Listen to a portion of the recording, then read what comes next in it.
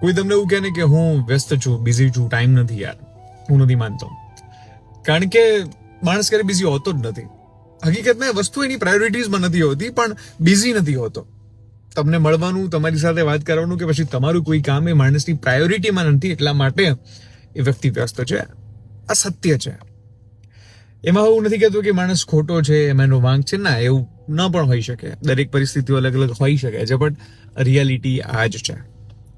એટલે if you genuinely feel કે ના, આ સમયે એને મારા માટે હાજર રહેવું જોઈએ, તો પછી તમારે એ પણ સમજી જવાની જરૂર છે કે તમે એ માણસની પ્રાયોરિટીઝમાં નથી. આ એક નગ્ન સત્ય છે. કારણ કે અગર if they genuinely care for you, અથવા તો તમે ખરેખર એમની પ્રાયોરિટીઝમાં છો, તો એ કોઈ પણ વસ્તુ, કોઈ પણ રીતે, કશું પણ કરીને તમારી માટે સમય કાઢી નાખશે. વ્યસ્ત તો બધા હોય છે, પણ ક્યાં, કોની માટે અને કેવી રીતે વ્યસ્ત છે, એ બહુ ઇમ્પોર્ટન્ટ છે.